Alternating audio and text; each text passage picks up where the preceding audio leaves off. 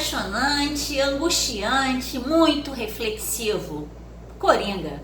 Olá, aqui é a Val, esse é o Val Comenta. Se você não é inscrito, seja muito bem-vindo. Já vou pedindo, se você puder, deixar seu like, compartilhar esse vídeo, se vocês gostarem. Bem, aí começa a história de origem dos maiores vilões conhecidos dos quadrinhos, o Coringa, dirigido por Todd Phillips, do diretor de Beber, Se Beber Não Case, né? Maravilhoso, e roteirista também. Ele conta a história original, lá do princípio, como se desenvolveu o vilão. Diferente do filme de Heath Ledger, que já mostra o vilão em ação, construído, esse filme mostra a construção desse homem, desse personagem, desse mito, que se tornou esse grande vilão. Bem, conta a história de Arthur Fleck, que é um palhaço que trabalha numa agência de palhaços falida, e que tenta lutar pela vida, pagar suas contas, cuidar da sua mãe doente, e mostra também um terreno ao seu redor de uma Gotham totalmente falida. Lixos na rua, muitos ratos, greve de lixeiros, uma Gotham parecida com a Nova York dos anos 80, onde a própria Gotham oprime as pessoas. Né? Oprime e tenta, você luta para ter alguma coisa e você não tem. Bem, isso para uma pessoa com problemas já pessoais, mentais, neurológicos, porque já nos é apresentado desde o início que Arthur Fleck não é uma pessoa normal. Mostra ele conversando com a psicóloga, dizendo que ele toma mais de 7 remédios para manter a ansiedade, manter todo o seu prumo, né? Mostra pra gente um personagem realmente muito oprimido. A linguagem corporal do Joaquin Phoenix está maravilhoso. Tem um vídeo meu do canal falando sobre esse maravilhoso ator. É uma das maiores atuações dele para mim, sem dúvida nenhuma. Então a conversa corporal que ele mostra pra gente é um ponto fundamental e incrível desse filme. Então essa Gotham oprimida mostra ele com os ombros caídos, arqueado, a sua magreza, que ele perdeu 23 quilos para fazer esse personagem, que ele já falou numa entrevista que isso mexeu muito com o psicológico dele, mas que foi bom para ele fazer o personagem. Enfim, então ele é arqueado, ele é emagrecido, a cor do filme e a trilha sonora vai conversando com você ao longo das crises emocionais, dos distúrbios emocionais que você vai tendo ao longo do filme. No início do filme ele sobe uma escadaria de uma maneira tão difícil, aquela escada que não acaba nunca, a cor da escada toda azulada, chega a ficar arrepiada, e ele subindo aquela escada como se estivesse carregando um fardo muito grande ali, da sua vida, né? E ele tenta, né, batalhar pelas coisas, só que no decorrer do filme vão acontecendo coisas, agressões a ele, os amigos do trabalho, ele vai se enfiando cada vez mais nisso, o sistema todo falido, ele não vai ter mais ajuda da assistente social porque cancelaram o programa. Como ele vai conseguir os remédios dele? Então tudo isso, a falta de dinheiro, ele tenta empregos, ele é muito fanático por talk shows, então ele admira demais o programa do Robert De Niro, que tá genial, que é um programa famoso, ele admira aquilo, ele quer fazer um stand-up. Outra coisa que marca muito o filme é a risada. Muitos vão se incomodar, mas eu acho que é para incomodar. A risada dele te angustia de uma maneira que você fala, quer que ele para de rir. E ele fala no filme para as pessoas que aquela risada não é proposital. Quando ele está estressado, ou quando ele está triste, quando ele está angustiado, nervoso, desencadeia uma risada. e a risada ao longo do filme vai se modificando de acordo com a modificação dele. Tem hora que você fala assim, meu Deus do céu, não quero que ele vire o Coringa. E você ao longo do filme vai vendo que tudo que acontece com ele é para ele chegar lá nesse vilão. Então a gente se depara nesse filme com razões sociais, doenças mentais, abusos. Não é só o filme do Coringa. Na verdade podia ter outro nome esse filme. Tanto faz. Porque o Coringa, você já deve ter encontrado vários na sua vida. Eu já encontrei muitos, né? Na medicina a gente vai encontrando isso. Eu já encontrei muitos que lutam pela vida, não têm dinheiro, perdem o emprego, têm que sustentar seus filhos e o sistema só coloca ele mais no buraco. Mas ele luta, ele levanta, ele consegue. Mas se realmente a pessoa já tem um distúrbio mental, neurológico, isso só vai somar no seu íntimo e agredir mais e fazer com que você seja um Coringa. Então mostra muito isso, é uma coisa angustiante o filme todo. A risada, as cores escuras. E ao longo do filme, quando ele vai sentindo que ele necessita do Coringa, né? Que ele fica melhor com o Coringa, que ele tira vantagens com o Coringa, as cores do filme vão se modificando. A escada que você vê no início nem parece a mesma escada no final, quando ele dança na escada, todo colorido, imponente. Cadê o arqueado dele? Não existe mais. Ele é pomposo, nem parece que está magro. Todo colorido naquela escada, descendo agora a escada em vez de subir a escada. É magnífico a composição desses fatores todos, desses detalhes do filme para trazer essa história tão maravilhosa. Coringa está incrível. Joaquim Fênix, eu não tenho o que falar, gente. É perfeito. Você olha para ele e você vê um doente, você vê um homem oprimido, você vê um homem que só leva porrada o tempo todo, até que ele não reage mais.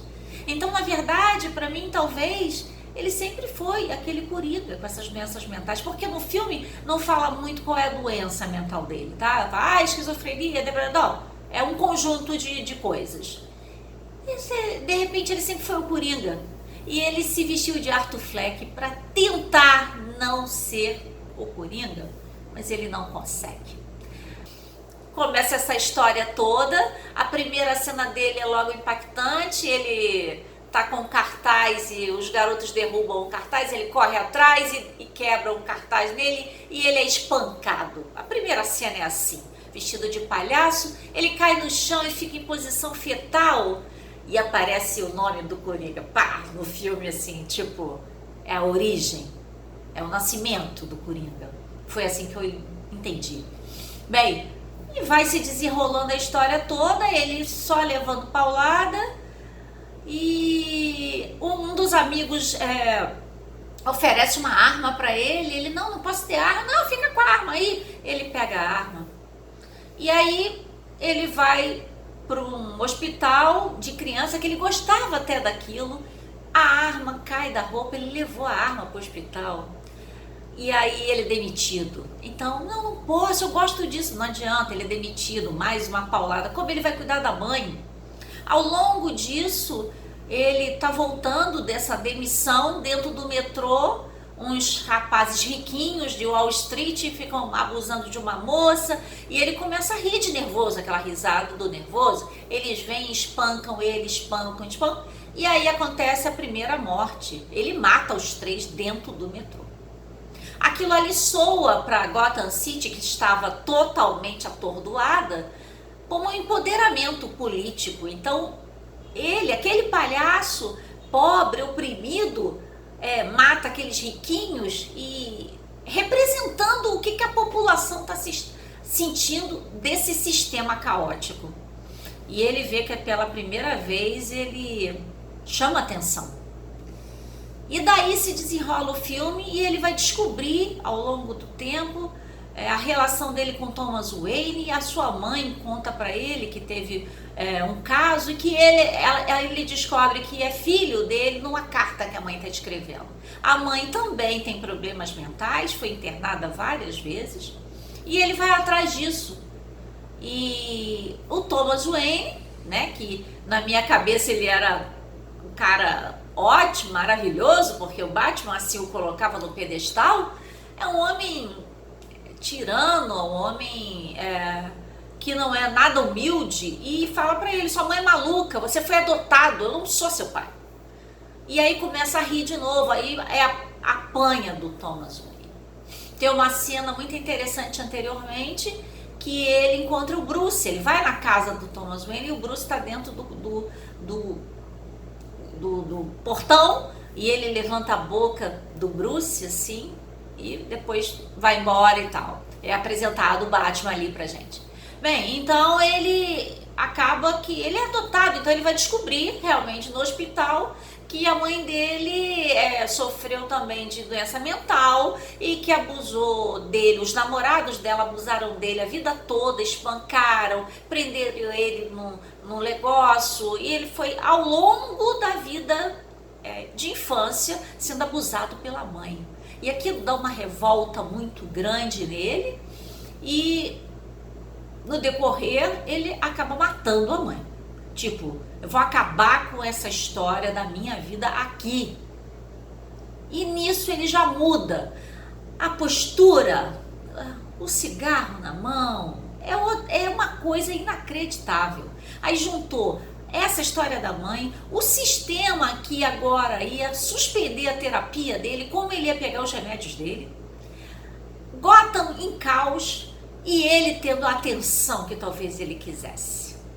Tem uma relação que ele conhece uma menina, Sophie, no elevador com a sua filhinha, e a gente vê cenas dele com ela, ele beijando, ela apoiando ele com a mãe doente, eles no restaurante, um momento feliz da vida dele, que no final a gente descobre que era tudo da imaginação dele. Aquele momento feliz ele criou para ele e pra gente, que também acreditou naquilo. No final ele mostra pra gente que é isso, né? E a gente descobre. Bem, os amigos dele vão na casa dele, o cara que deu a arma dele fala: não, a gente vai ter uma passeata, você tem que ir, a gente veio aqui apoiar você porque sua mãe morreu, e do nada ele tem um surto e mata esse cara que deu a arma pra ele. Então ele gosta de matar. Ele só não mata o anão, porque fala pro anão: você foi muito legal comigo. Ele não mata o anão. E nem a Sophie também. Então, momentos de lucidez ele tem, e ele se livra daquelas pessoas que fizeram mal para ele. E desenrola a história toda, aparece uma cena do assassinato do Thomas Wayne e da mãe com o Batman, que todo mundo já conhece, já viu nos filmes do Batman, que caem as pérolas e o Bruce fica ali morto por um palhaço. Não foi ele, né? Outro palhaço, ainda bem, né? E fica sempre essa questão, a gente fica sem saber, será que é verdade? Será que ele é irmão do Batman? Porque a mãe falou essas histórias, tem uma foto da mãe com o Thomas Wayne falando assim: seu sorriso é lindo, ficou aquela, a gente não sabe. Então, daí ele chama atenção e o Robert De Niro chama ele para o seu programa talk show, porque chamou atenção, e aí, né, o povo adora isso, e aí ele vai para o talk show já totalmente modificado como o Coringa. Todo pintado, com a roupa colorida, amarela, vermelha, muito bonito, e fala pro Robert De Niro: quando você me apresentar, me apresenta como Joker.